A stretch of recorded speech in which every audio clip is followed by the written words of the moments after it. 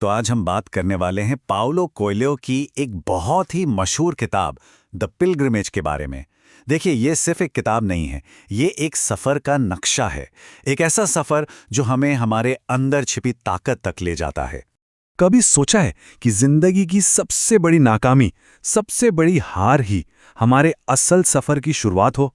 यही एक सवाल है जो इस पूरी कहानी की कह सकते हैं बुनियाद है। तो ये सफर शुरू कहाँ से होता है? ये शुरू होता है एक बड़ी नाकामी से। चलिए कहानी के पहले पड़ाव पर चलते हैं और देखते हैं कि हुआ क्या था। तो कहानी का जो हीरो है पाउलो, वो एक बहुत ही पुरानी एक रहस्यमयी परंपरा का हिस्सा है।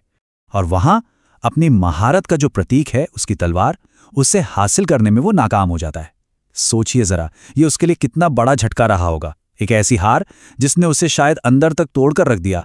और फिर उसे एक नया काम सौंपा जाता है, अपनी तलवार को ढूंढने के लिए 700 किलोमीटर लंबे बहुत पुराने रोड टू सेंटियागो पर पैदल चलना। अब पहली नज़र में तो ये सजाई लगती है ना? लेकिन यही वो चीज़ थी जो उसकी किस्मत बदलने वाली थी। लेकिन इतना लंबा और मुश्किल सफ़र पाउलो को अकेले तय नहीं करना था। उसे एक गाइड मिलता है और कुछ ऐसे अजीब रहस्यमयी अभ्यास सीखने को मिलते हैं जो उसका दुनिया को देखने का नज़रिया हमेशा हमेशा के लिए बदल देते हैं। उसका गाइड है पेट्रस, एक बड़ा ही रहस्यमयी इंसान जो सीधे सीधे जवाब नहीं देता बल्कि पहेलियों में बात करता है। पेट्रस का मकसद पाउलो को सिखाना था, जवाब देना नहीं। वो उसे प्रेरित करता था कि वो अपनी खोज खुद करे। पेट्रस का फलसफा, उसकी फिलॉसफी बहुत सीधी थी। वो कहता था, सीखने का बस एक ही तरीका है, गलतियां करना, और अपनी तलवार खोजने का भी एक ही तरीका है, उस रास्ते पर चलना। मतलब उसके लिए तजुर्बा ही सबसे बड़ा टीचर था। इस सफर में पेट्रस पाउलो को कुछ खास अभ्यास सिखाता है जिन्हें रैम एक्सरसाइज कहते हैं। ये असल में मन और रूह को जगाने वाले अभ्यास थे जो दुनिया से गहराई से जुड़ने, अनुशासन बनाने और अपने अंदर की आवाज यानी इंट्यूशन को जगाने में मदद करते थे। जैसे कि एक एक्सरसाइज है स्पीड एक्सरसाइज। इसमें बस अपनी चलने की रफ्तार को आधा कर देना है, अपने आसपास की हर एक छोटी बड़ी चीज पर ध्यान देना है और फिर महसूस करना है कि कैसे वक्त और जगह को लेकर हमारा नजरिया ही बदल जाता है। ये दिखाता है कि सादगी में कितनी गहराई छिपी हो सकती है।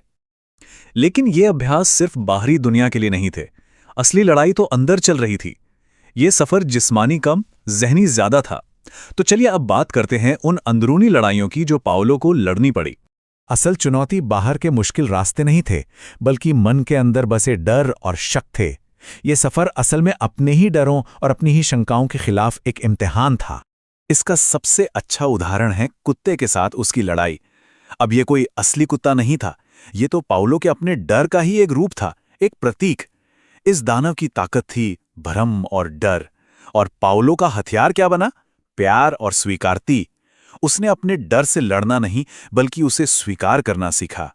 इतना ही नहीं, उसे आगापे यानी बिना किसी शर्त के प्यार और सबसे बड़े डर यानी मौत के डर का भी सामना करना पड़ा। ये सारी मुश्किलें असल में उसकी आत्मा को परखने और उसे और मजबूत बनाने के लिए थीं। जैसे जैसे सफर अपने अंजाम तक पहुंच रहा था, तलवार का असली रहस्य भी खुलने लगा। और यहीं पर कहानी का सबसे जरूरी मोड़ आता है। पाउलो अपनी मंजिल के करीब तो पहुंच गया था, लेकिन उसकी तलवार का असली राज अब भी एक पहेली था। वो अभी भी यही सोच रहा था कि तलवार कोई चीज है जिसे उसे ढूंढना है, ये जाने बिना कि जवाब तो कहीं और ही छिपा था। और यहीं उसे अपनी पहली बड़ी सीख मिली कि जो कुछ भी असाधारण है, जो कुछ भी कमाल का है, वो आम रास्तों पर ही मिलता है। मतलब हर पल में, हर एक कदम में जादू छिपा है, बस उसे देखने वाली नजर चाहिए।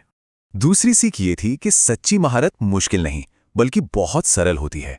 असली ज्ञान बड़ी बड़ी किताबों या मुश्किल अभ्यासों में नहीं, बल्कि जिंदगी की छोटी छोटी सच्चाइयों में छिपा होता है।